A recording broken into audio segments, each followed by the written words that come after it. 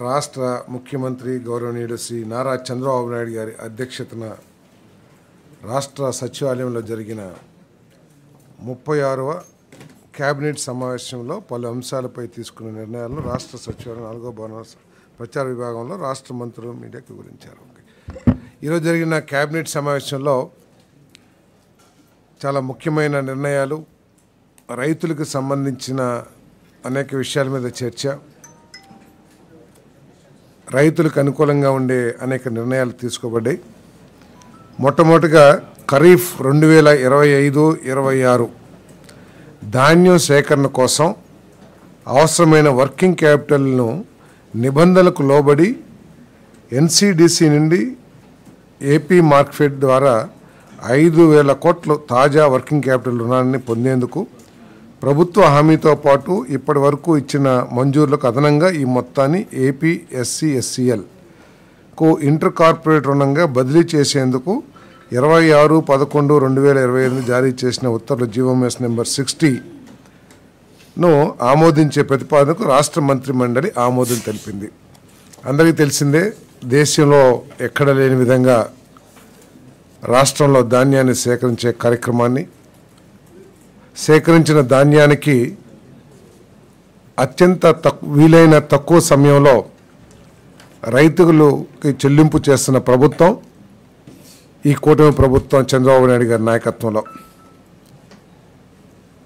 పోయిన సంవత్సరం అనేక లక్షల మంది రైతులకు 24 గంటలు 48 గంటల్లో సేకరించిన ధాన్యానికి డబ్బులు చెల్లించిన ప్రభుత్వం ఆంధ్రప్రదేశ్ ప్రభుత్వాన్ని గర్వంగా చెప్పుకుంటాం. దాంట్లో భాగంగానే ఈ రుణాన్ని ధాన్యం సేకరణ కోసం వినియోగిస్తారని చెప్పేసి కూడా నేను మనవి చేస్తా ఉన్నా. దీని ద్వారా రైతులకు చాలా మేలు జరుగుతుంది. మరి రైస్ మిల్లర్స్ కానివ్వండి, దళారీలు కానివ్వండి, రైతుల్ని నష్టపరిచే పరిస్థితుల నుంచి రైతులకి కొంత సౌలభ్యం లభిస్తుందని చెప్పేసి కూడా తెలియజేస్తా ఉన్నాను.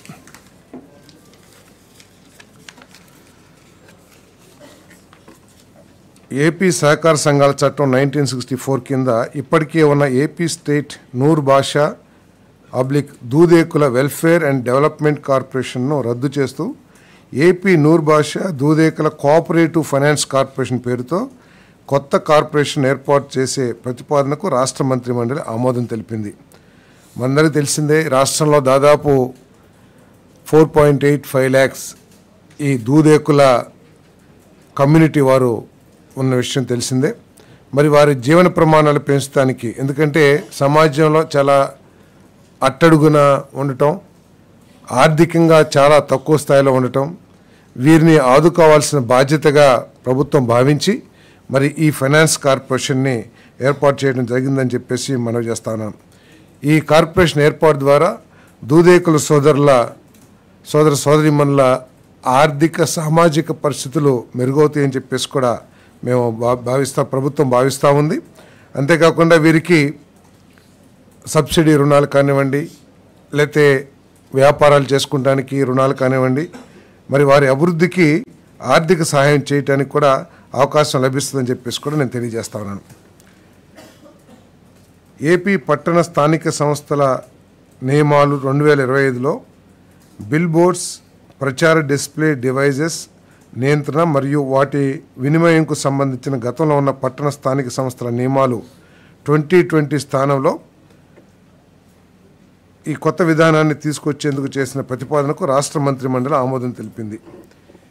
ఈ నియమాలు రాష్ట్రంలోని అన్ని పట్టణ స్థానిక సంస్థలకు వర్తిస్తాయి. డిస్ప్లే పరికరాలను ఏర్పాటు చేయడానికి లైసెన్స్ మరియు అనుమతి పొందటం తప్పనిసరి. యూనిపోల్స్, హోర్డింగ్స్, బస్సులు, ఆటోల మీద ప్రకటనలు, గ్లో సైన్ బోర్డులు, వీధి ఫర్నిచర్తో కూడిన డిస్ప్లేలు, తాత్కాలిక బ్యానర్లు మరియు ఫ్లెక్స్ బోర్డులు వంటి అన్ని రకాల డిస్ప్లే పరికరాలకు నియమం వర్తిస్తాయి. ఎందుకంటే మనందరం కూడా చూస్తూ ఉన్నాం, ఎటువంటి పర్మిషన్స్ లేకోకుండా ఎవరింటి మీద వాళ్ళు ఖాళీ స్థలం ఉంటే ఎక్కడ ఖాళీ స్థలం దొరికితే అక్కడ ఈ హోర్డింగ్స్ని, యూనిపోల్స్ని ఎరెక్ట్ చేసి వాళ్ళు చేయటం జరుగుతూ ఉంది. మరి వీటిని నియంత్రించడానికి మరి ఈ బిల్ తీసుకురావడం జరిగిందని చెప్పేసి నేను మనవి చేస్తాను. ఈ ప్రతిపాదన తీసుకురావటం జరిగిందని చెప్పేసి మనం చేస్తా ఉన్నాను. మరి స్ట్రక్చరల్ స్థిరత్వానికి సర్టిఫికేట్, బీమా కవరేజ్ కూడా తప్పనిసరి. ఎందుకంటే ఇటీవల మనం తుఫాన్లు కానివ్వండి, లేకపోతే హెవీ గేల్ కానివ్వండి, అనేక సందర్భాల్లో, ఎందుకంటే తీర ప్రాంతమైన ఆంధ్రప్రదేశ్లో ఇది పరిపాటి అయిపోయింది. ఈ స్ట్రక్చర్ డిజైన్స్ ప్రాపర్గా అసెస్ చేసి, ఒక సాంకేతిక నిపుణుడు అసెస్ చేసి ఇవ్వకపోతే ఎవరిష్టం వచ్చినట్టు వాళ్ళు ఎరెక్ట్ చేస్తే గాలి కొద్దిగా స్పీడ్ పెరిగినప్పుడు అవి మీద పడిపోవటం, లేకపోతే ఇళ్ల మీద పడిపోవటం, లేకపోతే వెహికల్స్ మీద పడిపోవటం, ఇవన్నీ కూడా చూస్తూ ఉన్నాం. కాబట్టి ఆ స్ట్రక్చరల్ స్ట్రెంగ్త్ ముందు అసెస్ చేసుకుని పర్మిషన్ తీసుకోవాల్సిన అవసరం.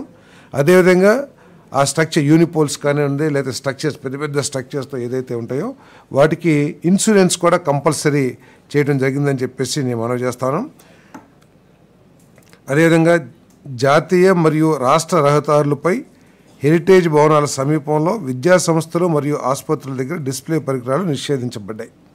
అంతేకాకుండా మరి ఒక ముఖ్యమంత్రి గారు కూడా చెప్పారు, అసలు విధి విధానాలు లేకోకుండా ఇష్టం వచ్చినట్లు ప్లాస్టిక్ ఇవన్నీ కూడా ఈ బ్యానర్లో పెడతాం చాలా ఇబ్బందికరంగా ఉంది. ఈవెన్ ఎన్విరాన్మెంట్కి కూడా ఇబ్బంది. కాబట్టి వారందరికీ కూడా మనం ఎడ్యుకేట్ చేసి వీటన్నిటిని కూడా ఒక నిర్దిష్ట సమయంలో వాటినన్నిటిని కూడా నిషేధించాలి. ఏదైతే ఎన్విరాన్మెంట్ ఫ్రెండ్లీగా ఉంటాయో వాటినే చేయాలి. తర్వాత అవసరం వచ్చిన చోట్ల చేయాలి తప్పితే అదేదో మన సెల్ఫ్ దీనికోసం ప్రచారం కోసం లేకపోతే అటువంటివన్నీ కూడా తగ్గించాలి. దానికోసం ప్రయత్నం చేయమని చెప్పేసి కూడా చెప్పడం జరిగిందని చెప్పేసి మనం చేస్తాం. నిర్మాణ కాలంలో ఖాళీ భూమి యొక్క పన్నుపై 50% మినహాయింపు ఇచ్చేందుకు మున్సిపాలిటీల చట్టం 1965 మరియు మున్సిపల్ కార్పొరేషన్ చట్టం 1955లకు సవరణలు చేస్తూ జిఓఎంఎస్ నెంబర్ 198 MAUD డేటెడ్ 24/11/2020 కింద జారీ చేసిన levy and assessment of property tax రూల్స్లోని రూల్ 71 కింద చేర్చబడిన నిబంధనల ప్రకారం డ్రాఫ్ట్ బిల్లుకు ఆమోదం ఇచ్చే ప్రతిపాదనకు రాష్ట్ర మంత్రిమండలి ఆమోదం తెలిపింది. మనందరికీ తెలిసిందే, మున్సిపల్ కార్పొరేషన్లో కానీ మున్సిపాలిటీలో కానీ ఖాళీ స్థలాలు ఉంటే వాటి మీద వేకెంట్ ల్యాండ్ ట్యాక్స్ వేస్తాం తెలిసిందే. పర్మిషన్స్ పొంది నిర్మాణం చేసిన తర్వాత కూడా ఈ వేకెంట్ ల్యాండ్ ట్యాక్స్ను వసూలు చేసుకుంటానికి గతంలో నిబంధనలు ఉన్నాయి.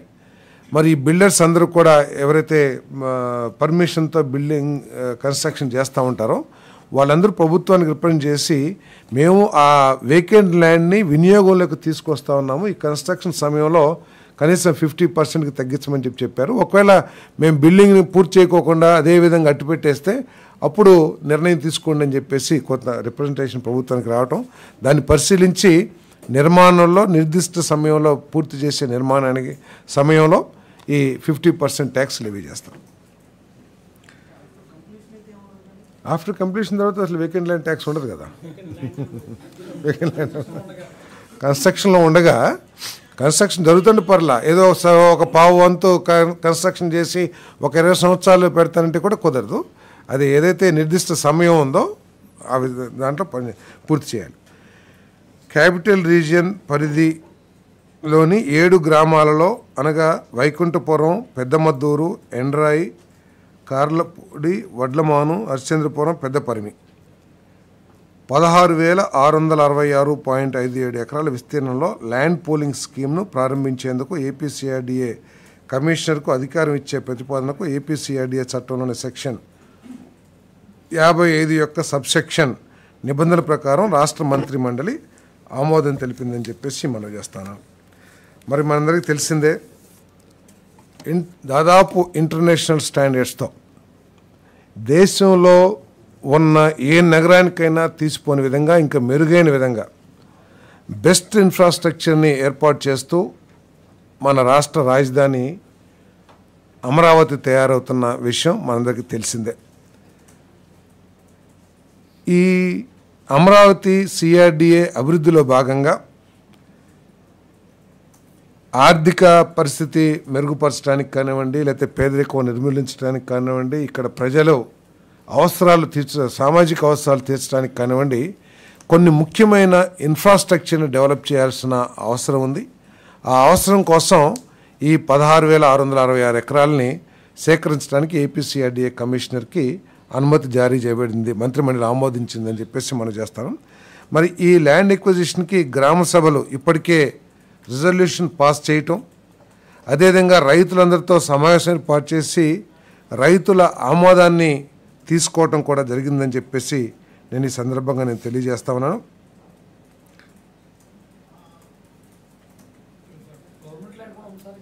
దీంట్లో కొంత ఉంది, ఇది కాదు అంటే ఈ 16,666 ఎకరాలు కూడా పూలింగ్లో తీసుకున్న ల్యాండే. దీనికి అదనంగా గవర్నమెంట్ అసైన్మెంట్ ల్యాండ్ ఒక 300-400 ఎకరాలు, తర్వాత నదీ పోరంబోకు ఒక 3,800 ఎకరాలు ఉంది సుమారు, అది కూడా ఉందని చెప్పేసి మనం చేస్తాను.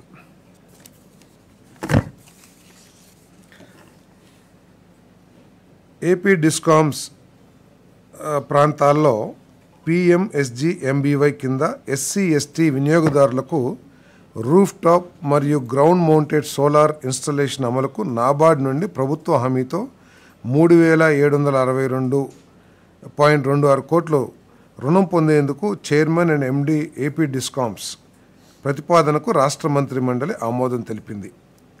ఇది మనందరికీ తెలిసిందే. ప్రతి ఇంట్లో కూడా SCస్కి BCస్కి సబ్సిడీతో, ఓసీలకు కూడా సబ్సిడీతో రూఫ్ టాప్ సోలార్ ప్లాంట్స్ ఏర్పాటు చేసిన విషయం మీ అందరికీ తెలిసిందే. మరి దీనికోసం అప్పు 3,762 కోట్లు ఏదైతే రుణం పొందారో దానికి మంత్రిమండలి ఆమోదం తెలిపింది.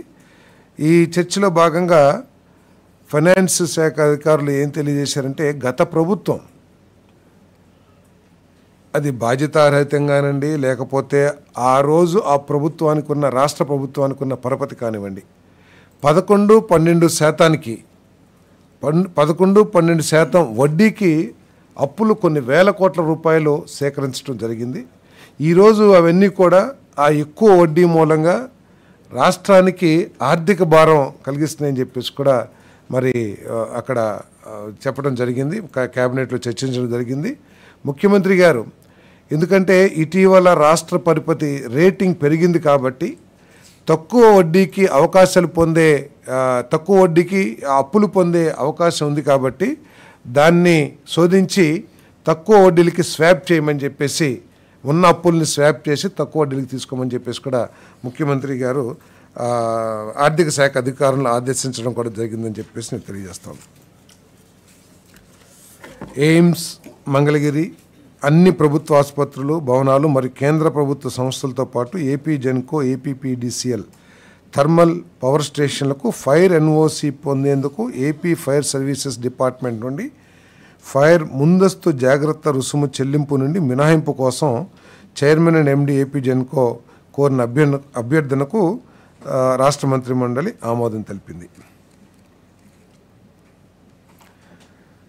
మనందరికీ తెలిసిందే, రాష్ట్ర ప్రజలందరూ గర్వపడే విధంగా ఈ రాష్ట్ర ప్రభుత్వం ప్రపంచ దిగ్గజం గూగుల్ డేటా సెంటర్ని తీసుకొచ్చిన విషయం మనందరికీ తెలిసిందే. ఆ గూగుల్ 100% సబ్సిడీ అయిన Raiden Infotech India private limited అభ్యర్థన ప్రకారం 11/10/2025 జారీ చేసిన GOMS నెంబర్ 40లో నోటిఫైడ్ పార్ట్నర్స్ అధికారాన్ని పరిగణించడంపై మంత్రిమండలి నుండి దిశానిర్దేశాలు కోరే ప్రతిపాదనకు రాష్ట్ర మంత్రిమండలి ఆమోదం తెలిపింది. ఇదేంటంటే, ఈ గూగుల్ బేసిక్గా సాఫ్ట్వేర్, డేటా ప్రాసెసింగ్, ఇవన్నీ కూడా IT సొల్యూషన్స్ వీటిలో ముఖ్యంగా నిమగ్నమైంది. డేటా సెంటర్ నిర్మాణం కోసం నిర్మాణ రంగంలో అనుభవజ్ఞులైన మన కంపెనీస్ని, పెద్ద కంపెనీస్ని, అదేవిధంగా IT సొల్యూషన్స్ లేకపోతే కేబులింగు, వాటి కోసం కొన్ని సంస్థలతో దాదాపు వీళ్ళందరినీ ఒక 6 సంస్థల్ని పార్ట్నర్స్గా తీసుకోవటం జరుగుతుంది. వాటిని గుర్తించమని చెప్పేసి ఈ ప్రతిపాదన. Adani infra India private limited, Adani Connex India private limited, Adani power India private limited, Bharti Airtel limited, Nxtra data limited, Nxtra Vizag limited. వీళ్ళందరూ ఏంటంటే ఈ డేటా సెంటర్ నిర్మాణంలో వివిధ కార్యక్రమాలని వీళ్ళ ద్వారా జరపబడతాయి. వీళ్ళకి అధికారం ఇచ్చారని గుర్తించారంటే ఇంతకు ముందు ఉన్న ఏదైతే కమిట్మెంట్స్ రాష్ట్ర ప్రభుత్వంతో ఉందో దాంట్లో ఎటువంటి మార్పు ఉండదు. క్వాలిటీ కానివ్వండి, లేకపోతే టైం పీరియడ్ కానివ్వండి, లేకపోతే ఇన్వెస్ట్మెంట్ కానివ్వండి, ప్రతిదీ కూడా గతంలో గూగుల్ ఏదైతే రాష్ట్ర ప్రభుత్వంతో చేసుకున్న ఒప్పందం ఉందో దాని మేరకే ఇవన్నీ కూడా ఆ నిర్మాణం కన్వీనియన్స్ కోసం ఈ ఏర్పాట్లు గూగుల్ 100% సబ్సిడీ అయిన రైడెన్ ఇన్ఫోటిక్ ఇండియా ప్రైవేట్ లిమిటెడ్ అభ్యర్థుల మేరకు దీన్ని ఆమోదించడం జరిగిందని చెప్పేసి మనం చేస్తాను. దీనివల్ల ఎటువంటి మార్పు కానివ్వండి, లేకపోతే ఏదైతే ఇంతకుముందు ఎంఓఈలో కండిషన్స్ ఉన్నాయో దాంట్లో ఎటువంటి మార్పు ఉండదని కూడా తెలియజేస్తా ఉన్నాను. అదనపు రాయితీలు ఏం లేవు. అదనపు రాయితీలు కానివ్వండి, లేకపోతే ఏదైనా సరే ఇంతకుముందు గూగుల్ చేసుకున్న ఎంఓఈకు లోబడే ఉంటాయి తప్పితే అదనంగా వీరికి ఇచ్చేది ఏమీ లేదు. టెక్నాలజీలో కానివ్వండి, లేకపోతే క్వాంటిటీలో కానివ్వండి, క్వాలిటీలో కానివ్వండి, ఏదైనా కూడా.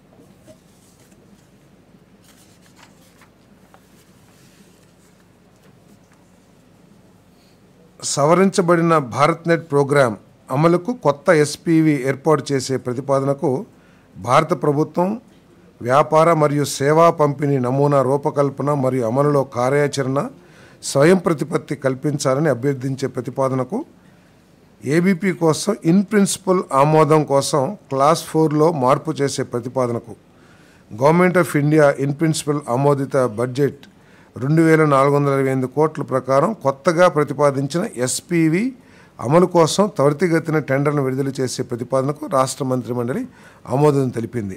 ఇప్పుడు మనకు తెలిసిందే భారత్ నెట్ ప్రోగ్రాం మరి కేబుల్ నెట్వర్క్ రాష్ట్రంలో విస్తరించడానికి దాదాపు 24,000 కిలోమీటర్లు పైబడి అనుకుంటాను విస్తరించడానికి ఒక పెద్ద బృహత్తరమైన కార్యక్రమాన్ని గవర్నమెంట్ ఆఫ్ ఇండియా తీసుకుంది. మన government of AP plus government of India ఇద్దరు కలిసి భాగస్వామ్యంతో చేస్తారు. ఈ కార్యక్రమాన్ని అమలు చేయటానికి మరి ఒక ఎస్పీవిని తయారు చేయడం కోసం చేసిన ప్రతిపాదనని ఆమోదించడం జరిగిందని చెప్పేసి మనం చేస్తాను. ఈ కార్యక్రమం వల్ల అధిక స్కేలబుల్ మరియు అధికమైన తదుపరి తరం నెక్స్ట్ జనరేషన్ ఐపీఎంపీఎల్ఎస్ అంటే హై పర్ఫార్మెన్స్ రూటింగ్ టెక్నాలజీ నెట్వర్క్తో ఏకీకృత యూనిఫామ్ నెట్వర్క్ టెలికాం నెట్వర్క్ తర్వాత ఇన్ఫ్రాస్ట్రక్చరు ఏర్పడతాయి ఈ భారత్ నెట్ ప్రోగ్రాం మూలంగా అని చెప్పేసి మనం చేస్తాను. భారత్ నెట్ మరియు రాష్ట్ర యాజమాన్యంలోని ఏపీఎస్ఎఫ్ఎల్ నెట్వర్క్ సజావుగా సేవల డెలివరీ కోసం యూనిఫైడ్ అధిక సామర్థ్య బ్రాడ్బ్యాండ్ మౌలిక సదుపాయాలను కల్పిస్తాయి. ఈ కార్యక్రమం ద్వారా ఏపీఎస్ఎఫ్ఎల్ రెండు కలిపి చేస్తున్న ఈ కార్యక్రమం దానివల్ల ఏంటంటే బెటర్ క్వాలిటీ నెట్వర్క్ కానివ్వండి లేదా హై స్పీడ్ నెట్వర్క్ కూడా రాష్ట్ర ప్రజలకు అందుబాటులోకి వస్తాయి. AP food processing society staffing ప్యాటర్నర్కు 16 పోస్టులను మంజూరు చేస్తూ డిప్యుటేషన్ కాంట్రాక్ట్ అవుట్సోర్సింగ్ ప్రాతిపదికన నియమించేందుకు అనుమతి ఇచ్చే ప్రతిపాదనకు రాష్ట్ర మంత్రిమండలి ఆమోదం తెలిపింది. గౌరవ ముఖ్యమంత్రి గారు 12/2024 జరిగిన ఆహార శుద్ధి ఫుడ్ ప్రాసెసింగ్ సమీక్షా సమావేశంలో ఏపీఎఫ్పిఎస్ను బలోపేతం చేయాలని ఆదేశించారు. పారిశ్రామిక అభివృద్ధి మరియు ఫుడ్ ప్రాసెసింగ్ రంగానికి రాష్ట్ర ప్రభుత్వం అత్యధిక ప్రాధాన్యత ఇస్తుంది. ఏపీఎఫ్పిఎస్ రాష్ట్రంలో ఫుడ్ ప్రాసెసింగ్ రంగానికి నోడల్ ఏజెన్సీగా పనిచేస్తుంది. మనందరం కూడా చూస్తూ ఉన్నాం. ముఖ్యమంత్రి గారు పదే పదే చెప్పేది ఏంటంటే ఈ రాష్ట్రాన్ని ఒక హార్టికల్చర్ హబ్గా తయారు చేయాలి, ప్రత్యేకంగా రాయలసీమ ప్రాంతాన్ని. ఇప్పుడు టేకప్ చేయబడిన ఇరిగేషన్ ప్రాజెక్ట్స్ మూలంగా నీటి నిర్వహణ ఒక యూనిఫామ్గా రాష్ట్రంలో ఉన్న అన్ని ప్రాంతాలకు కూడా అందించే ఆలోచన కానివ్వండి, అదేవిధంగా నదుల అనుసంధానం కానివ్వండి, వీటన్నిటి మూలంగా ఏంటంటే కల్టివేబుల్ ల్యాండ్స్ మెరుగుపడతాయి, ఎక్కువ అవుతాయి. దానికి తోడు హార్టికల్చర్ క్రాప్స్ కూడా ఎక్కువ చేయాలని ఎంకరేజ్ చేయాలని చెప్పేసి ముఖ్యమంత్రి గారు ఆలోచన, ఈ ప్రభుత్వం యొక్క ఆలోచన. ఎందుకంటే ప్రజల ఆహార అలవాట్లన్నీ కూడా చాలా మార్పులకి లోబడతా ఉన్నాయి ఈ మధ్య. ఒకప్పుడు రైస్ని ఎక్కువగా తీసుకునేవాళ్ళం, అవి కాకుండా కొంచెం ఫ్రూట్స్ లేకపోతే డిఫరెంట్ ఇంటేక్ మారింది. కాబట్టి దానికి అనుగుణంగా ఫుడ్ ప్రాసెసింగ్ని డెవలప్ చేయాలని చెప్పేసి దానికి ఈ ప్యాటర్న్ ఈ స్టాఫింగ్ ఇవ్వాలని చెప్పేసి కూడా నిర్ణయం తీసుకున్నారని చెప్పేసి మనం చేస్తాం. రిప్రజెంటేషన్ ఆఫ్ పీపుల్ యాక్ట్ 1950లో చేసిన సవరణలకు అనుగుణంగా ఎలక్టోరల్ రోల్స్ తయారీ మరియు ప్రచురణ కోసం ప్రతి సంవత్సరం జనవరి 1వ తేదీతో పాటు 1 ఏప్రిల్, 1 జూలై మరియు 1 అక్టోబర్ అనే 3 అదనపు క్వాలిఫైడ్ డేట్స్ని కల్పిస్తూ ఏపీ పంచాయతీరాజ్ యాక్ట్ 1994 యొక్క సెక్షన్ 2 యొక్క క్లాస్ 34కు సవరణ చేసి డ్రాఫ్ట్ ఆర్డినెన్స్కు ఆమోదం కోరే ప్రతిపాదనకు రాష్ట్ర మంత్రిమండలి ఆమోదం తెలిపింది. అంటే జనవరి 1నే డేట్న ఉన్న సెన్సస్నే పరిగణలోకి తీసుకునేది. ఇప్పుడు మన నమోదు ఏప్రిల్ 1న తర్వాత జూలైలో కూడా చేసుకునే అవకాశం కల్పిస్తుంది. ఇది కొన్ని అంశాలు కవర్ చేస్తూ కాంట్రాక్టర్లు, ఏజెన్సీల బిల్లుల నుండి కార్మిక సెస్ను రికవరీ తిరిగి పొందేందుకు సంబంధిత ఏకీకృత ఉత్తర్వులను చేసే ప్రతిపాదనకు రాష్ట్ర మంత్రిమండలి ఆమోదం తెలిపింది. GO RT number 365 dated 8/7/2020 water resources department నిబంధనల ప్రకారం మ్యూచువల్ కన్సెంట్ ప్రాతిపదికన ప్యాకేజ్ నెంబర్ 15 DR/KDS/G/2009-10 కింద రొంపేరు రైట్ సైడ్ కిలోమీటర్ 9.673 నుండి కిలోమీటర్ 24.4 వరకు మరియు వేటపాలెం స్ట్రెయిట్ కట్ అన్ని ఇన్ఫాలింగ్ డ్రైన్లతో ఆధునికీకరణ పనికి ముందస్తు ముగింపు ఆమోదం కోసం చేసిన ప్రతిపాదనకు రాష్ట్ర మంత్రిమండలి ఆమోదం తెలిపింది. ఇది 2009-10కి సంబంధించిన కాంట్రాక్టు. ఇక అది ముందుకు వెళ్ళే పరిస్థితి లేక, అక్కడ అవసరం లేక దాన్ని క్యాన్సిల్ చేస్తానికి మంత్రిమండలి ఆమోదం తెలిపిందని చెప్పేసి మనం చేస్తాం.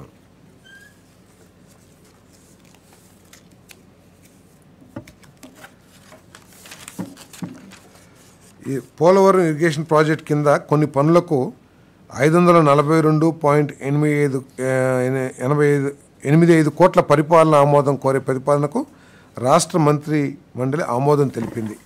అంటే ఈ 524 కోట్లతో పోలవరం గ్రామం నుండి స్పిల్వే అనుసంధాన టన్నెల్ మరియు శాడిల్ డ్యామ్ వరకు కుడివైపు అనుసంధాన రహదారుల ఏర్పాటు, గ్యాప్ 1 నుండి పిఐపి ఎల్ఎంసి ప్రారంభ స్థానం ద్వారా హెడ్ రెగ్యులేటరీ మరియు కేఎల్ బండ్ వరకు 21 కిలోమీటర్ల పొడవుతో ఎడమవైపు అనుసంధాన రహదారుల ఏర్పాటు, కిలోమీటర్లు 0 నుండి కిలోమీటర్ల 6.2 వరకు ఏజీఎల్బీకు రక్షణ పనులు, తూర్పుగోదావరి జిల్లా పురుషోత్తపట్నం విలేజ్లో గండిపోచమ్మ తల్లి ఆలయ సమయంలో రక్షణ పనులు ఈ 524 కోట్ల రూపాయలతో టేకప్ చేయబడతాయని చెప్పేసి మనం చేస్తాను.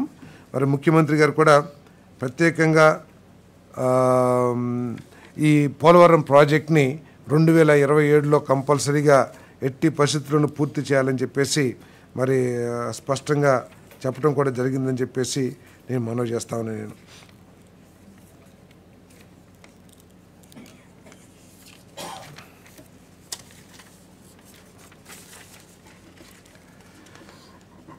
31/12/2027 వరకు ఫామ్ 10 క్లెయిమ్లను దాఖలు చేసే కాలాన్ని పొడిగించేందుకు 15/6/2024 వరకు జరిగిన లావాదేవీల క్రమబద్ధీకరణను అనుమతించేందుకు AP rights inland and Pattadar passbooks rules 1989 యొక్క రూల్ 22(2)తో కలిపి చదివిన AP rights inland and Pattadar passbooks act 1971 యొక్క సెక్షన్ 5A ప్రకారం అటువంటి క్లెయిమ్లను క్రమబద్ధీకరించేందుకు చిన్న మరియు సామాన్య రైతుల విషయంలో స్టాంప్ డ్యూటీ మరియు రిజిస్ట్రేషన్ ఫీజుల చెల్లింపు నుండి మినహాయింపును అందించేందుకు Andhra Pradesh rights inland and Pattadar passbooks rules 1989 యొక్క రూల్ 22(2) నిబంధనల ప్రకారం ఒకేసారి చర్యగా ఆమోదించే ప్రతిపాదనకు రాష్ట్ర మంత్రి మండలి ఆమోదం తెలిపింది.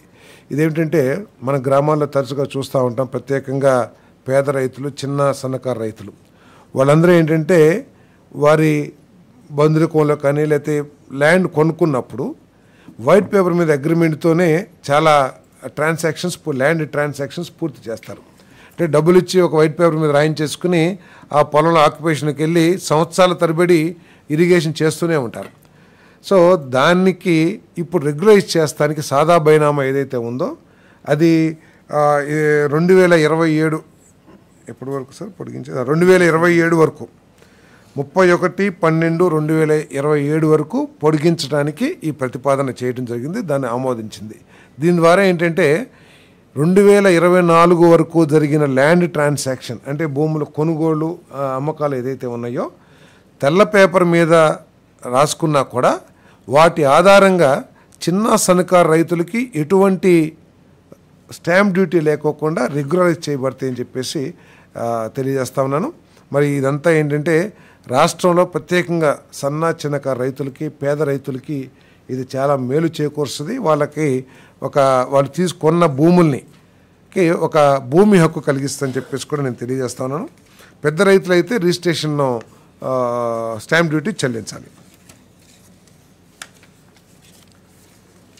యాదవ్ భవన్ స్కీమ్ కింద యాదవ కమ్యూనిటీ అవసరాలను తీర్చేందుకు యాదవ్ భవన్ నిర్మాణం కోసం విశాఖపట్నం రూరల్ మండలంలోని మడసర్లోవా గ్రామంలోని సర్వే నెంబర్ 20/21 నుండి వేరు చేయబడిన 50 సెంట్లు భూమిని బీసీ కార్పొరేషన్ ద్వారా వారికి ఇవ్వబడుతుందని చెప్పేసి మనం చేస్తాను. వారి అవసరాల కోసం కమ్యూనిటీ హాల్ కానివ్వండి, లేకపోతే ఇతరత్ర నిర్మాణాలు దాంట్లో చేసుకుంటానికి అవకాశం కల్పిస్తుంది. భవిష్యత్తులో బలహీన వర్గాలకి, దళితులకు కూడా అవకాశం ఉన్న మేర ఇటువంటి ఏర్పాటు చేయాలని చెప్పేసి కూడా ప్రభుత్వం ఆలోచన చేస్తుంది. తిరుపతి రూరల్ మండలంలోని దామినేడు గ్రామంలో జాతీయ ప్రమాణ క్రీడా మౌలిక సదుపాయాల స్థాపన కోసం సర్వే నెంబర్ 198-8, 193-8, 193-9 మొదలైన వాటిలో 28 ఎకరాల 37 సెంట్లు విస్తీర్ణంలో ఉన్న ప్రభుత్వ భూమిని జిల్లా కలెక్టర్ ప్రతిపాదించిన మార్కెట్ విలువకు, అంటే ఎకరాకు 2.5 కోట్ల విలువైన భూమిని ఉచితంగా ఏపీటీఏకు బదిలీ చేసే ప్రతిపాదనకు రాష్ట్ర మంత్రి ఆమోదం తెలిపింది. అంటే స్పోర్ట్స్ని ఎంకరేజ్ చేయాలనే ఆలోచనలో భాగంగా ఇది చేయటం జరిగింది. బుక్ అడ్జస్ట్మెంట్తో ఈ ల్యాండ్ని బదిలీ చేస్తారు. దీనికి పేరు స్పోర్ట్స్ సిటీ అని కూడా నామకరణం చేయాలని చెప్పేసి కూడా ముఖ్యమంత్రి సూచించడం జరిగిందని చెప్పేసి మనం చేస్తాను. చిత్తూరు జిల్లాలోని మంగసముద్రంలోని 167, 128/1A, 169/1 మరియు 170లోని 8 ఎకరాల 8 సెంట్లు విస్తీర్ణంలో ఉన్న ప్రభుత్వ భూమిలో సివిల్ సెక్టర్ కింద కేంద్రీయ విద్యాలయాన్ని స్థాపించడానికి న్యూఢిల్లీలోని కేంద్రీయ విద్యాలయ సంఘటన్ ఉచితంగా బదిలీ చేసే ప్రతిపాదనకు రాష్ట్ర మంత్రి మండలి ఆమోదం తెలిపింది.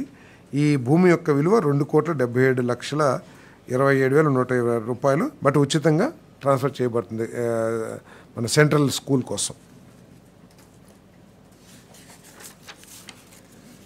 నంద్యాల జిల్లాలోని పేపలి మండలం మాధవరం గ్రామంలో 25,04,562 రూపాయల విలువైన 4.96 ఎకరాల ప్రభుత్వ భూమిలో సర్వే నెంబర్ 691లో 3 ఎకరాల 21 సెంట్లు, సర్వే నెంబర్ 692లో 1,70 సెంట్లు land acquisition for others policy క్రింద క్రషింగ్ అండ్ పల్వరైజింగ్ యూనిట్ స్థాపన కోసం జోనల్ మేనేజర్ ఏపీఐసి కర్నూలుకు ఉచితంగా బదిలీ చేసే ప్రతిపాదనకు రాష్ట్ర మంత్రి మండలి ఆమోదం తెలిపింది. ఇతర రాష్ట్రాల్లో మరణించిన వారి విషయంలో వారసత్వంగా వచ్చే పూర్వీకుల వ్యవసాయ ఆస్తులను బదిలీ చేసే విషయంలో అమలు చేసిన డీడ్లకు భారతీయ స్టాంప్ యాక్ట్ 1899 షెడ్యూల్ 1A యొక్క ఆర్టికల్ 40కు సంబంధించి కొత్త నిబంధనలు చేర్చే ప్రతిపాదనకు 26/11/2014 జారీ చేసిన 395 రెవెన్యూ శాఖలో విభజన డీడ్లపై స్టాంప్ డ్యూటీ నిర్దేశించే నోటిఫికేషన్కు రాష్ట్ర మంత్రి మండలి ఆమోదం తెలిపింది. ఇదేంటంటే ఎవరైనా సడన్గా చనిపోతే దూరంలో కానీ ఎక్కడైనా సరే మామూలుగా ఫ్యామిలీ సర్టిఫికేట్తో ఆస్తులు పంపిణీ చేసుకునే వైట్ పేపర్ మీద రాసుకుని ఏదైతే జరుగుతుందో చాలా వివాదాలు తలెత్తుతున్నాయనే ఉద్దేశంతో లీగల్ ఎయిడ్స్ అందరికీ కూడా చట్ట ప్రకారం వారి భూమిని కేవలం 100 రూపాయలతో, దీని మూలంగా ఏమైందంటే రిజిస్టర్డ్ డాక్యుమెంట్ ఒకటి వారికి ఏర్పడుతుంది. దాని మూలంగా మేలు జరుగుతుందని చెప్పేసి భావిస్తూ ఈ అమెండ్మెంట్కి ఆమోదం తెలిపిందని చెప్పేసి మనం చేస్తాను. Indian institute of foreign trade Kakinada campus నిర్మాణం కోసం సవరించిన నిధుల నమూనా 50% గవర్నమెంట్ ఆఫ్ ఇండియా మరియు 50% గవర్నమెంట్ ఆఫ్ ఐపీ వాటా ఆమోదం కోసం చేసిన ప్రతిపాదనకు రాష్ట్ర మంత్రి మండలి ఆమోదం తెలిపింది. దీని అంచనా వ్యయం 229.8 కోట్లు మరియు నిర్వహణ వ్యయం 40 కోట్లు. గత ప్రభుత్వం సమయంలోనే కేంద్ర ప్రభుత్వం నిధులు రిలీజ్ చేసినా కూడా రాష్ట్ర ప్రభుత్వం ఏర్పాటు చేయాల్సిన వాటా ఏదైతే ఉందో వాళ్ళు చేయకపోవటం మూలంగా ఈ ప్రాజెక్టు డిలే అయింది. ఇప్పుడు రాష్ట్ర ప్రభుత్వం దాన్ని పూర్తి చేయాలని చెప్పేసి సంకల్పించిందని చెప్పేసి కూడా తెలియజేస్తాను.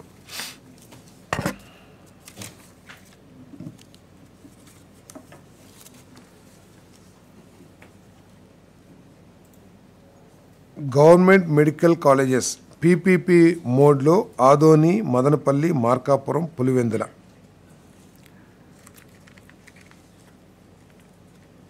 ఈ ప్రపోజల్కి ఆర్ఎఫ్పిలో మాడిఫికేషన్ కోసం చేసిన ప్రతిపాదన ఏదైతే ఉందో దాన్ని మంత్రిమండలి ఆమోదించిందని చెప్పేసి తెలియజేస్తా ఉన్నాను. ఇంతకుముందు ప్రభుత్వం ఆదోనిలో కాలేజీకి 59.1 ఎకరాలు కేటాయిస్తే దాన్ని తగ్గించి, అంటే మెడికల్ ఐఎంఏ నిబంధనల ప్రకారం కావాల్సిన భూమి ఏదైతే ఉందో ఆ భూమి వరకు మాత్రం వారికి పీపీపీ మోడ్లో డెవలప్ చేసి ఏజెన్సీకి అప్పచెప్పి అడిషనల్గా ఎక్సెస్ ల్యాండ్ ఏదైతే ఉందో, ఉదాహరణకి ఆదోనిలో 49.64 ఎకరాలు ఈ సంస్థకి పీపీపీ మోడ్లో వచ్చే సంస్థకి ఇవ్వటం జరుగుతుంది. మిగిలిన 9 ఎకరాలు, అంటే 10 ఎకరాలు ఉందనుకుంటా, 9.5 ఎకరాలు ఏదో, అంటే మొత్తం 59 ఎకరాలు ఇంతకుముందు కేటాయించారు. మదనపల్లిలో 97 ఎకరాలు కేటాయించారు ఇంతకుముందు ఆ కాలేజీకి. ఇప్పుడు దాన్ని 52.47 ఎకరాలకి తగ్గించడం జరిగింది, అంటే పీపీపీ సంస్థకి అందజేయబడుతుంది. మార్కాపురంలో 49.99 ఎకరాలు కేటాయించడం జరిగింది. దాన్ని 47.1 ఎకరాలకి కుదించి ఈ పీపీపీ సంస్థకి అందించడం జరుగుతుందని చెప్పేసి నేను తెలియజేస్తా ఉన్నాను.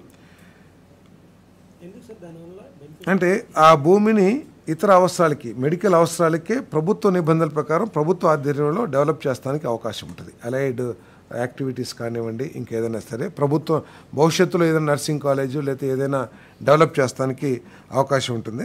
ప్రతి ఎకరానికి ₹100 దీర్ఘకాలిక లీజుపై అందిస్తారు.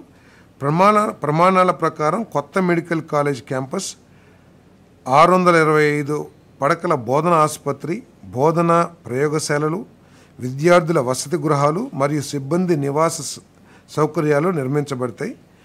33 సంవత్సరాల రాయితీ కాలం తర్వాత అన్ని మౌలిక సదుపాయాలు మరియు ఆస్తులు ప్రభుత్వానికి తిరిగి బదిలీ చేయబడతాయి.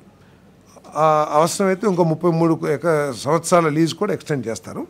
తర్వాత మొత్తం యాజ్ ఇట్ ఈజ్గా కాలేజీ కానివ్వండి, ఆ ప్రాంతం ఆ ప్రెమిసెస్లో ఉన్న ఫెసిలిటీస్ అన్నింటినీ కూడా గవర్నమెంట్కి బదిలీ చేయడం జరుగుతుందని చెప్పేసి మనం చేస్తాను.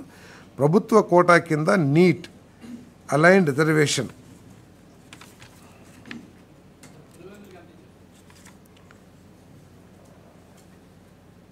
పులివెందులో 48.5 ఎకరాలు,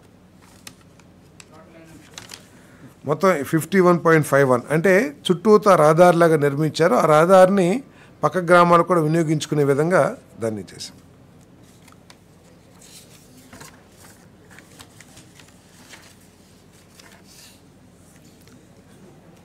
యాభై శాతం సీట్లు ఉంటాయి ఈ మెడికల్ కాలేజెస్లో.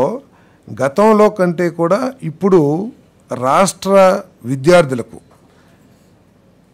అంటే క్వాలిఫైడ్ విద్యార్థి ఆంధ్రప్రదేశ్కి సంబంధించిన తెలుగు విద్యార్థులకు 50% సీట్లు ఈ కాలేజీలో రిజర్వ్ చేయబడతాయని చెప్పేసి మనం చేస్తాను. గత ప్రభుత్వం ఇచ్చిన నిబంధనల ప్రకారం రాష్ట్రంలోని మెరిట్ స్టూడెంట్స్కి, తెలుగు స్టూడెంట్స్కి కేవలం 35% మాత్రమే సీట్లు అందుబాటులో ఉండేవి. 15% సీట్లు ఆల్ ఇండియా కేటగిరీ కింద ఇతర రాష్ట్రాల విద్యార్థులకు వచ్చాయి. కానీ ఈరోజు ఈ ప్రభుత్వం చేస్తున్న మోడల్ మూలంగా 50% సీట్లు మన రాష్ట్ర విద్యార్థులకి, మన పిల్లలకి రిజర్వ్ చేయబడతాయని చెప్పేసి కూడా నేను ఈ సందర్భంగా నేను తెలియజేస్తా ఉన్నాను. అదేవిధంగా ఏదైతే 625 పడకలు బోధన ఆసుపత్రి ఉందో దాంట్లో 70% బెడ్స్ రాష్ట్ర ప్రభుత్వ పథకాల కోసం కానివ్వండి ఉచితంగా అందుబాటులో ఉంచబడతాయని చెప్పేసి మనం చేస్తాను. అంటే ఫ్రీ బెడ్స్ అందులో ఉంటే పేదవాళ్ళందరికీ కూడా అందుబాటులో ఉంటాయని చెప్పేసి మనం చేస్తాను. 30% వాళ్ళు ఎవరైతే దీన్ని డెవలప్ చేస్తూ ఉన్నారో వాళ్ళు మన ఛార్జెస్ కలెక్ట్ చేసుకుని వాళ్ళకి కొంచెం ఆర్థికంగా బలంగా ఉన్న పేషెంట్స్కి ఇవ్వటం జరుగుతుందని చెప్పేసి కూడా నేను మనం చేస్తాను. అదేవిధంగా పరివర్తన కాలం, అంటే ఈ కన్స్ట్రక్షన్ టైంలో కానివ్వండి, ప్రస్తుత ఆసుపత్రుల్లోని సిబ్బంది జీతాలకు ప్రభుత్వం మద్దతు ఇస్తుంది. అంటే 2 years వీళ్ళు మెడికల్ కాలేజీ వీళ్ళకి ఓన్గా ఏర్పాటు చేసుకోవాలి.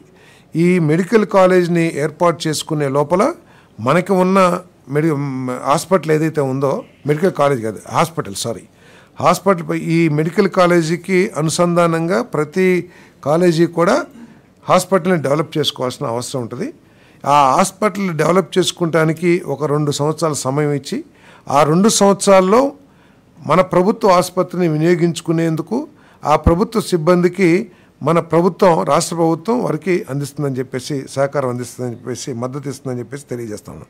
దాంట్లో ఏదైతే కన్జ్యూమబుల్స్ ఉన్నాయో అవన్నీ కూడా ఛార్జెస్ చెల్లించే వాళ్ళు వినియోగించుకోవాలి. ఇది ఇప్పుడు అంటే టెండర్స్ పిలిచారు ఆర్ఎఫ్పి. ఈ ఆర్ఎఫ్పికి సంబంధించి ప్రీ బిడ్ మీటింగ్ ఏదో నిర్వహిస్తే దాంట్లో ఇటువంటి డిస్కషన్ జరిగిన మేరకు వాళ్ళ రిక్వెస్ట్ మేరకు వీటన్నిటిని పరిగణలోకి తీసుకుని ఈ విధమైన నిబంధనలు కేటాయించడం జరిగింది. బహుశా December 15th అనుకుంటాను టెండర్ లాస్ట్ డేట్.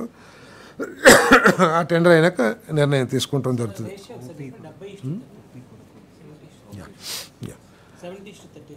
70 బెడ్స్ 70:30.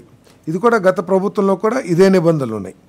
తర్వాత ఓపీ పేషెంట్స్ ఏదైతే ఉంటారో వాళ్ళకి 100% ఫ్రీ, మెడిసిన్స్ ఫ్రీ, తర్వాత కన్సల్టేషన్ కూడా ఫ్రీ అని చెప్పేసి తెలియజేస్తా ఉన్నా నేను.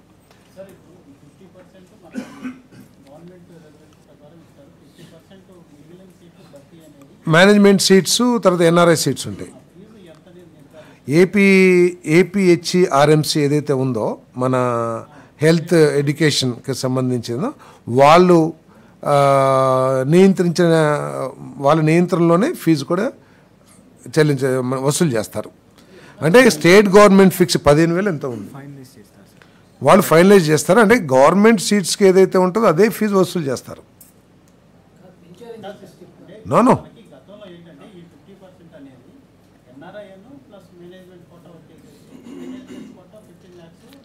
12 ఎస్ అవును, దాన్ని ఏం పెంచలేదు.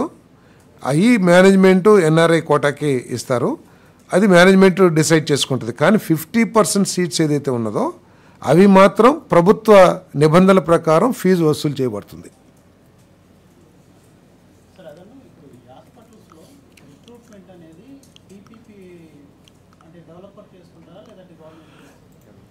డెవలపరే చేసుకోవాలి హాస్పిటల్.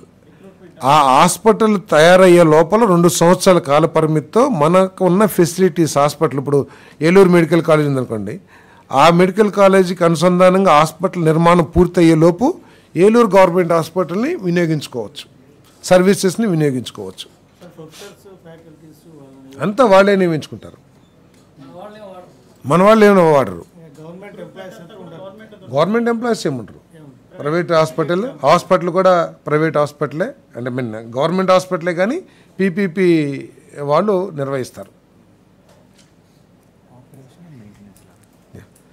అంటే దీనివల్ల ఏమవుతుందంటే రాష్ట్ర ప్రభుత్వం ఇమీడియట్గా నిధులు కేటాయించాల్సిన అవసరం ఉండదు. తర్వాత ఒక్కొక్క హాస్పిటల్కి 165 కోట్లు, సబ్జెక్టు కరెక్షన్ 155 165 ఉంది, 165 కోట్లు ప్రతి సంవత్సరం కూడా ఆపరేషన్ అండ్ మెయింటెనెన్స్కి ఖర్చు అవుతుంది. ఆ ఖర్చు రాష్ట్ర ప్రభుత్వం మీద భారం ఉండదు. సో తర్వాత మనందరికీ తెలిసిందే, ప్రైవేట్ హాస్పిటల్స్ గవర్నమెంట్ హాస్పిటల్స్ కంటే కూడా కొంచెం మెరుగ్గా ఉంటాయి అనేది ప్రజల్లో ఒక ఆలోచన ఉంది. కాబట్టి వారికి మెరుగైన వైద్య సేవలు అందించడానికి కూడా అవకాశం ఉంటుంది. తర్వాత దీనికి ఎక్కడ కూడా వారి పీపీపీ సంస్థ ఏదైతే ఉంటుందో వారి పేరు పెట్టుకోవడానికి, అంటే మెయిన్గా పెట్టుకోవడానికి వీలేదు. It's a government hospital.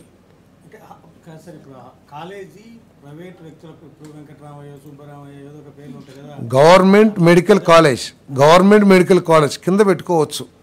మీ పేరు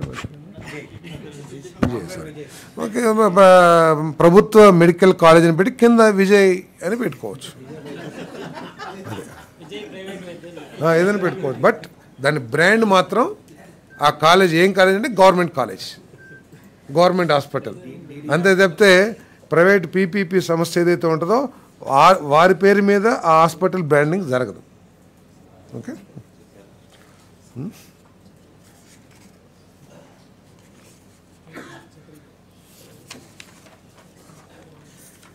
తర్వాత భవిష్యత్తులో ఈ నర్సింగ్ కాలేజీలు, తర్వాత ఆయుష్, తర్వాత ఆసుపత్రి సంబంధిత సంరక్షణ మరియు వెల్నెస్ సౌకర్యాలు, ఇటువంటి అనేక అలైడ్ ఫెసిలిటీస్ డెవలప్ చేస్తానికి అవకాశం ఉంది. కాబట్టి అవి డెవలప్ చేస్తే వీళ్ళు ఏది పీపీపీ సంస్థ ఏదైతే ఉందో ఇవన్నీ డెవలప్ చేసినప్పుడు దాంట్లో ఆదాయంలో 3% గవర్నమెంట్కి చెల్లించాలి.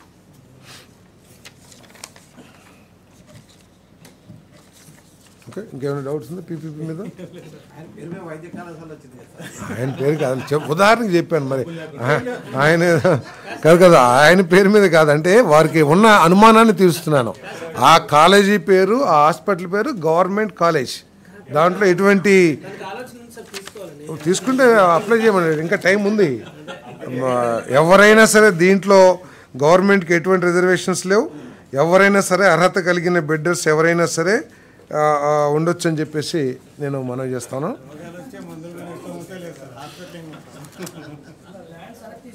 దీని పేరు ప్రభుత్వ మెడికల్ కాలేజ్ మరియు హాస్పిటల్.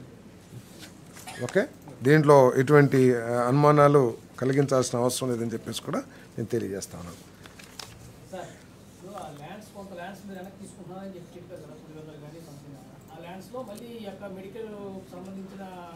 ఎప్పుడైనా భవిష్యత్తులో ఏదైనా అలైడ్ యాక్టివిటీస్కి కానీ డెవలప్ చేస్తే గవర్నమెంట్ కానీ లేకపోతే వాళ్ళు కానీ చేస్తే దానికి అదనంగా మనకి ఇన్కమ్ వస్తుంది.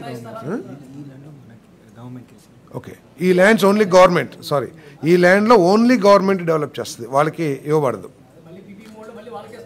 వాళ్ళకి ఇవ్వం. బట్ ఆ కాలేజీలో అలైడ్ యాక్టివిటీస్ ఏమైనా డెవలప్ చేస్తే, ఇప్పుడు మనం ఇచ్చిన 47 ఎకరాలు ఏదో చెప్పాం కదా, దాంట్లో వాళ్ళు ఏదన్నా సరే ఫార్మసీ కాలేజో లేకపోతే నర్సింగ్ కాలేజ్ ఏర్పాటు చేశారనుకోండి, దాంట్లో వచ్చే ఆదాయంలో కూడా 3% గవర్నమెంట్కి చెల్లించాలి. ఈ ఎక్సెస్ భూమి వాళ్ళకి ఇవ్వబడదు, okay. Andhra Pradesh allopathic private medical care establishments bill registration and regulation amendment bill 2025 ద్వారా Andhra Pradesh allopathic private medical care establishments act 2002 యొక్క సెక్షన్ 2 and 18 యొక్క షార్ట్ టైటిల్ కొన్ని నిబంధనలకు సవరణ చేసే ప్రతిపాదనకు రాష్ట్ర మంత్రిమండలి ఆమోదం తెలిపింది. ఈ సవరణ రాష్ట్ర జాబితా మరియు ఏకకాలిక జాబితా కింద, అంటే ప్రజారోగ్యం, హెల్త్ ఎడ్యుకేషన్, మెడికల్ ఎడ్యుకేషన్ కింద అధికార పరిధిలో ఉందని న్యాయశాఖ నిర్ధారించింది. గతంలో నిబంధనలు లేని సౌకర్యాలు మరియు సేవలకు కనీస ప్రమాణం నిర్దేశిస్తుంది. పారదర్శకంగా స్థాపన, రిజిస్ట్రేషన్ డేటాను పబ్లిక్ డొమైన్లో ఉంచే ఆదేశాలను కలిగి ఉంది. శిక్షణ లేని వ్యక్తులను తొలగించడం ద్వారా చట్టబద్ధమైన ఆయుష్ అభ్యాసకుల ఇమేజ్ను కాపాడుతుంది. ఇది ప్రైవేటు వైద్య సంస్థల మెరుగైన నియంత్రణ మరియు రోగుల భద్రతకు దోహదపడుతుంది. ఇదేంటంటే ఆయుష్ హెల్త్ కేర్ ఏదైతే ఉందో దాన్ని అలోపతిక్ హెల్త్ కేర్కి సమానంగా డెవలప్ చేయాలని చెప్పేసి, ఆయుష్ ఏదైతే భారత ఇండియన్ మెడిసిన్ ఏదైతే ఉందో ఆ వైద్యాన్ని కూడా ప్రజలకి ఎక్కువగా అందుబాటులోకి తీసుకురావాలనే ఉద్దేశంతో ఈ రిజిస్ట్రేషన్ ఇవన్నీ చేశారు. ఇప్పుడు దాకా ఏంటంటే ఈ ఆయుర్వేద డాక్టర్స్ కానీ యునాని డాక్టర్స్ కానీ ప్రత్యేకంగా రిజిస్ట్రేషన్స్ లేకపోవడం మూలంగా క్వాలిఫైడ్ వాళ్ళతో సమానంగా ప్రతి ఊర్లో కానీ లేకపోతే ఎక్కడ పడితే అక్కడ ఈ ఆయుష్ పేరు మీద లేకపోతే యునాని పేరు మీద చాలామంది వ్యక్తులు చేయటం జరిగేది. వీటన్నిటిని కూడా నియంత్రించి అన్ని వైద్య అవసరాలు కూడా భారతీయ వైద్యం ఏదైతే ఉందో దాన్ని ప్రజలకు అందుబాటులో వచ్చే లక్ష్యంతో ఈ కార్యక్రమాన్ని ఏర్పాటు చేస్తామని చెప్పేసి మనవి చేస్తాను. ఈ యాక్ట్ని allopathic and AYUSH private limited, ఇంతకుముందు ఏంటంటే medical care, private medical care establishments అంటే ఇంతకుముందు అలోపతిక్ మెడికల్ కేర్ ఎస్టాబ్లిష్మెంట్స్ అని ఉండేది. ఇప్పుడు allopathic and AYUSH private medical care కింద ఎస్టాబ్లిష్మెంట్ కింద పిలువబడుతుందని చెప్పేసి మనవి చేస్తాను. ఈ ఆయుష్ ట్రీట్మెంట్ని లీగల్గా గుర్తించడానికి మన అలోపతిక్ మందులతో పాటు ఈ ఆయుష్ మందులను కూడా లీగల్గా ప్రజలకు అందుబాటులో తీసుకురావడానికి ఈ అమెండ్మెంట్ ఉపయోగపడుతుందని చెప్పేసి మనవి చేస్తాను. అదేవిధంగా ఈ కొత్తగా ఆయుష్ హాస్పిటల్ని ఏర్పాటు చేస్తానికి ఆఖరికి మెటర్నిటీ హోమ్స్ కూడా మన భారత వైద్య విధానంలో భాగంగా మెటర్నిటీ హోమ్స్ని కానివ్వండి, డిస్పెన్సరీస్ కానివ్వండి, థెరపీ సెంటర్స్ని కానివ్వండి, డయాగ్నోస్టిక్ సెంటర్స్ కానివ్వండి ఓపెన్ చేస్తానికి అంటే గుర్తింపుతో రిజిస్ట్రేషన్తో ఏర్పాటు చేయడానికి అవకాశం ఉంటుందని చెప్పేసి నేను మనవి చేస్తాను. ఓకే, తర్వాత ఇది ఏదైతే ఉందో మన టిడ్కో దీని మీద టెక్నికల్ కమిటీ రిపోర్టు ఇవ్వడం జరిగింది. దీని మీద సంక్షిప్తంగా కూడా చర్చించడం జరిగిందని చెప్పేసి మనవి చేస్తాను.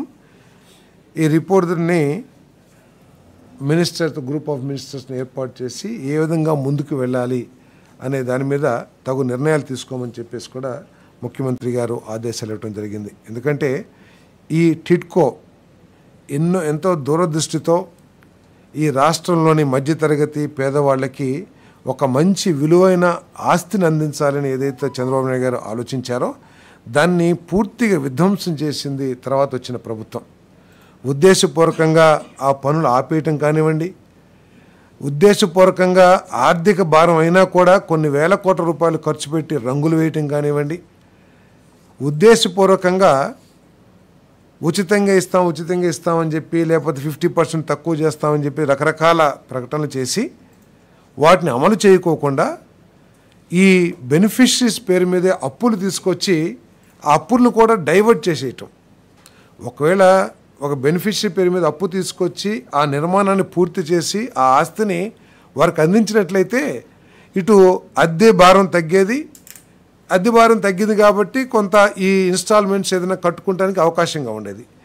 ఈరోజు ఈ రుణాలని ఆ బెనిఫిషరీస్ పేరు మీద తీసుకోవటం మూలంగా ఒక సైడ్ ఏమో ఈ ఇల్లులు అందించబడకపోవటం మూలంగా బెనిఫిషరీకి అందించకపోవటం మూలంగా ఒక సైడ్ ఏమో అద్దె కట్టుకుంటున్నారు, ఇంకో సైడ్ ఏమో ఒక కాల పరిమితితో అంటే ముందు ఒక మినిమం టైం తీసుకుంటారు కదా, ఆ టైం దాటిపోయింది కాబట్టి ఇప్పుడు ఇన్స్టాల్మెంట్స్ కూడా కట్టమని చెప్పేసి బ్యాంకులు ఆ బెనిఫిషరీస్ని ఒత్తిడి చేసే పరిస్థితి. అంటే రెండు కట్టాల్సి వచ్చింది. ఆ చెంప ఈ చెంప కొట్టించుకున్నట్లు అయిపోయింది మన బెనిఫిషరీస్కి.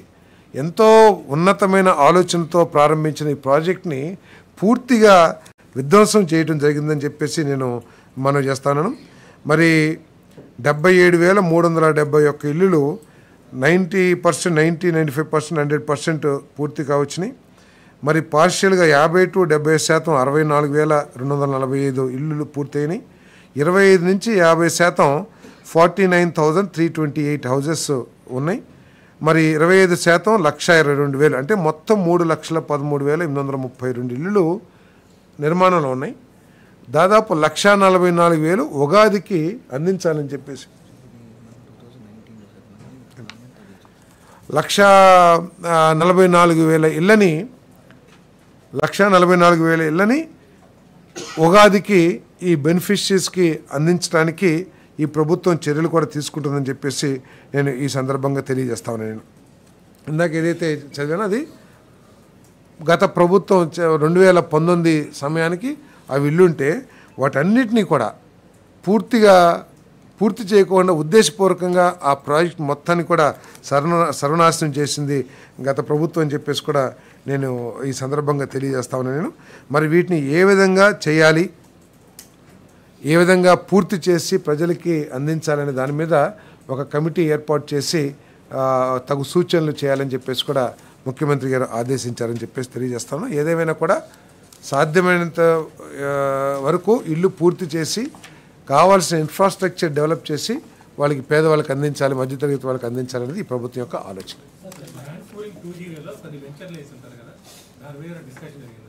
దాని మీద డిస్కషన్ జరగలేదు. అంటే ఇదేంటంటే ఓఆర్ఆర్ కోసం, అదేవిధంగా మనకి రైల్వే లైన్స్ వస్తున్నాయి కాబట్టి రైల్వే లైన్స్ నిర్మాణం కోసం, రైల్వే స్టేషన్ నిర్మాణం కోసం, స్పోర్ట్స్ సిటీ, ప్రత్యేకంగా స్పోర్ట్స్ సిటీ కూడా అభివృద్ధి చేయాలనే లక్ష్యంతో, అంటే అమరావతి ఇంటర్నేషనల్ స్టాండర్డ్తో కూడిన బ్రహ్మాండమైన నగరాన్ని నిర్మించబోతా ఉన్నాం. దాంట్లో అన్ని వసతులు స్పోర్ట్స్, రైల్వే, ఓఆర్ఆర్ ఇవన్నీ కూడా నిర్మించడం కోసం ఈ అదనపు ల్యాండ్ పూలింగ్ చేయడం జరుగుతుంది.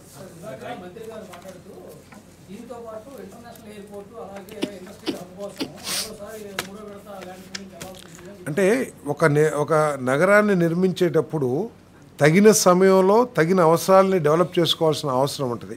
ఒక నగరం పెరిగిన తర్వాత విమానాశ్రయం, ఇప్పుడు మనకి హైదరాబాద్లో ఒకప్పుడు బేగంపేట విమానాశ్రయం ఉండేది, ముందు ఒక బిల్డింగ్ ఉండేది, తర్వాత పక్కన ఇంకొక బిల్డింగ్ కట్టారు. ఇంకా హైదరాబాద్ డెవలప్ అయిన తర్వాత రాజీవ్ గాంధీ ఇంటర్నేషనల్ ఎయిర్పోర్ట్ ఏర్పాటు చేశారు. అట్లాగే అమరావతి అభివృద్ధి అయిన తర్వాత మనం చూస్తూ ఉన్నాం, దాదాపు 9 లక్షల కోట్లు పెట్టుబడులు గ్రౌండ్ అయినాయి, 13.5 లక్షలకి ఎంఓయూ చేశారు. దాంట్లో 7-8 లక్షలు వచ్చినా కూడా దాదాపు 20 లక్షల కోట్ల పెట్టుబడులు ఈ రాష్ట్రానికి రాబోతా ఉన్నాయి. కాబట్టి పారిశ్రామికంగా ఆర్థికంగా మరి ఎకానమీ డెవలప్ అవుతుంది కాబట్టి ఆయా సమయాల్లో అవసరాలను బట్టి డెవలప్ చేస్తానికి ప్రభుత్వం ఒక ప్రణాళికతో ఉందని చెప్పేసి మనం చేస్తాను. అవసరమైతే భూమిని తీసుకుంటాం. ఎస్, ఇప్పుడు నగరం అభివృద్ధి చెంది రాష్ట్రం బ్రహ్మాండంగా అభివృద్ధి చెందినప్పుడు ప్రజల ఆమోదంతో రైతుల ఆమోదంతో రైతులకి నష్టం జరగకోకుండా తప్పకుండా ల్యాండ్ పూలింగ్ చేస్తాం. ఏదని 4 విడతలు ఉన్నాయని చెప్పట్లేదు కదా, అవసరం బట్టి తీసుకుంటాం, రైతుల ఆమోదంతో తీసుకుంటాం అని చెప్తున్నాను. ఏదని అంటే ఆల్రెడీ ఇంత ముందే ల్యాండ్ పూలింగ్కి సంబంధించి గైడ్ లైన్స్ ఉన్నాయి కాబట్టి ఆ గైడ్ లైన్స్కి రైతులకి ఎటువంటి అసౌకర్యం జరగకోకుండా గతంలో ల్యాండ్ పూలింగ్ చేసినప్పుడు చిన్న ఆ ప్రొసీజర్స్లో ఏదన్నా చిన్న ఇబ్బందులు ఉంటే అటువంటి ఇబ్బందులు రైతులకి ఎవరికి కూడా ఆ ఇబ్బంది కలగకుండా ఉండే విధంగా కూడా తగు చర్యలు తీసుకోమని ముఖ్యమంత్రి ఆదేశించారు.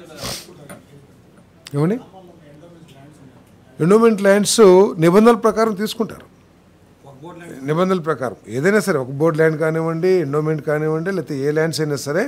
ఇప్పుడు ఏదైనా ఒక ప్రాజెక్ట్ చేస్తున్నప్పుడు ఓఆర్ఆర్ ఇన్నర్ రింగ్ రోడ్ అన్నాము. ఇన్నర్ రింగ్ రోడ్డు ఒక పెద్ద రోడ్డు వచ్చేటప్పుడు దారిలో ఎండోమెంట్ ఉండొచ్చు, లేకపోతే ఒక భూమి ఉండొచ్చు, లేదా ప్రైవేట్ భూమి ఉండొచ్చు. తప్పకుండా నిబంధనలకి ప్రకారం తీసుకుంటాం. ఏదైతే గైడ్ లైన్స్ రిలీజ్ చేసిందో ఈ రాష్ట్ర ప్రభుత్వం ఆ గైడ్ లైన్స్ ప్రకారం తీసుకుంటాం. But farmer satisfaction and their acceptance is utmost priority. వాళ్ళకి ఈ సేకరణలో కానివ్వండి, లేతే రికార్డ్స్ని రెవెన్యూ రికార్డ్స్ని తయారు చేయడంలో కానీ ఎటువంటి ఇబ్బంది లేకోకుండా, అసౌకర్యం లేకోకుండా చూడమని చెప్పేసి ముఖ్యమంత్రి గారు చాలా స్ట్రిక్ట్గా ఆదేశించడం జరిగిందని చెప్పేసి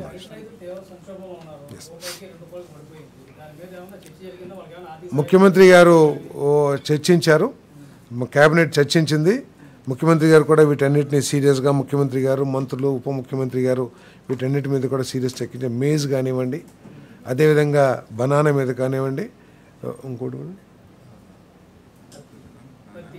పత్తి, ఎస్, కాటన్, ఈ 3 పంటల మీద కూడా చర్చించడం జరిగింది. రైతులకి నష్టం తగ్గించే విధంగా ఎటువంటి చర్యలు తీసుకోవాలో వాటన్నిటిని కూడా తీసుకోమని చెప్పేసి ముఖ్యమంత్రి గారు ఆదేశించడం జరిగింది. దానికి తగు చర్యలు తీసుకుంటున్నారు. ఏదైనా ట్రాన్స్పోర్ట్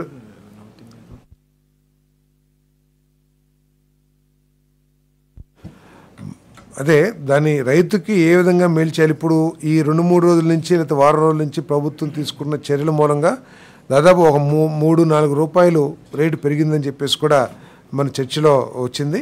అదేవిధంగా తగు చర్యలు సరిపోదు అంటలా, తీసుకున్న చర్యల మూలంగా పెరిగింది. ఇంకా పెంచడానికి కావాల్సిన అన్ని చర్యలు తీసుకోమని చెప్పేసి కూడా ముఖ్యమంత్రి గారు ఆదేశించారు. అదేవిధంగా మేజ్కి వేరే సంస్థ ద్వారా కొనుగోలు చేయించడానికి మార్కెట్ ప్రకారం ఒక సంస్థతో మాట్లాడటం జరిగింది. ఆ సంస్థని రాష్ట్రానికి తీసుకొచ్చి ఏదైతే గ్యాప్ ఉంటుందో ఆ గ్యాప్ని ఏ విధంగా ఫిల్ చేయాలనేది కూడా ప్రభుత్వం ఆలోచిస్తుంది. అదేవిధంగా ఇప్పుడు మన రాష్ట్రంలో చాలా ఇథనాల్ ప్లాంట్స్ వచ్చినాయి. వాళ్ళకి ఏదైనా ఇన్సెంటివ్స్ ఇచ్చి కానీ, లేకపోతే వారికి ఏదైనా కొంత బెనిఫిట్స్ చూపించి ఈ మొక్కజొన్నని కొనుగోలు చేయించి మెరుగైన ధరకి కొనుగోలు చేయించేందుకు తగు చర్యలు తీసుకోవాలని చెప్పేసి కూడా ముఖ్యమంత్రి సూచించారు.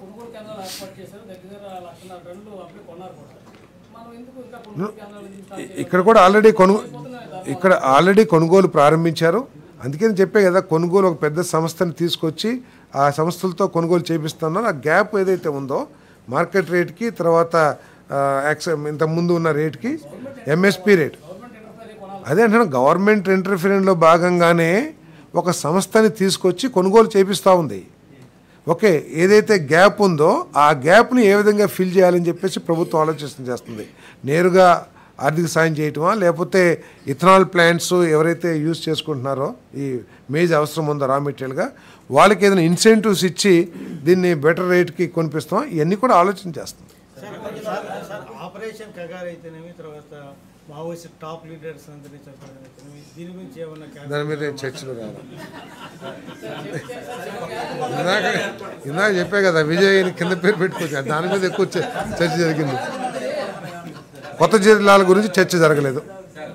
రైతుల పట్టాదారు విషయంలో జాప్యం జరుగుతుంది సార్. కొన్ని లక్షల మంది రైతులకి పాస్పోర్ట్ రిలీజ్ అవ్వట్లేదు. ఆంధ్రప్రదేశ్ ప్రభుత్వం ఏమని చెప్తుందంటే ఈ ప్రింటింగ్ విషయంలో చెన్నై దగ్గర వాళ్ళ దగ్గర సెక్యూరిటీ ప్రింటింగ్ బట్ అది వాళ్ళకి ఒక్కళ్ళకే లైసెన్స్ ఉన్నట్లుంది. అది నాకు పూర్తి సమాచారం లేదు కానీ బట్ నాకు కూడా తెలిసింది ఏంటంటే మెడ్రాస్ నుంచి చెన్నై నుంచే రావాలి ప్రింటెడ్ అని చెప్పారు. బట్ ముఖ్యమంత్రి గారు ఉప ముఖ్యమంత్రి గారు కూడా చాలా స్పష్టంగా చెప్పేది ఏమిటంటే ఈ రెవెన్యూ సమస్యల్ని చాలా ప్రియారిటీతో సాల్వ్ చేయాలని చెప్పేసి ఆదేశాలు ఇవ్వడం జరిగింది రెవెన్యూ అధికారులకి. అదేవిధంగా ప్రజాప్రతినిధులకు కూడా ముఖ్యమంత్రి గారు ఉప ముఖ్యమంత్రి గారు సూచనలు కూడా చేయడం జరిగింది. ఏదండి దేనికి? ఎస్ 5,000 కోట్లు ఇంత ముందు తీసుకున్న దానికి అదనంగా తీసుకున్నాం.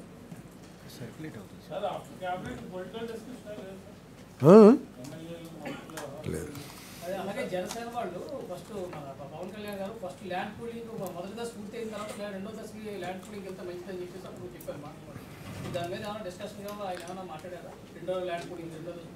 దాని మీద ఏమో డిస్కషన్ జరగలేదు. కానీ ఆ గ్రామ పంచాయతీలు తీర్మానం అదేవిధంగా రైతులతో కూడా చర్చించడం, రైతులు ఒప్పుదల ఇవన్నీ కూడా పొందిన తర్వాత అవసరాలను దృష్టిలో పెట్టుకొని ఇప్పటికే జరుగుతున్న అభివృద్ధి కార్యక్రమాలను దృష్టిలో పెట్టుకుని ఇది అవసరం కాబట్టి తీసుకోవడం జరిగింది.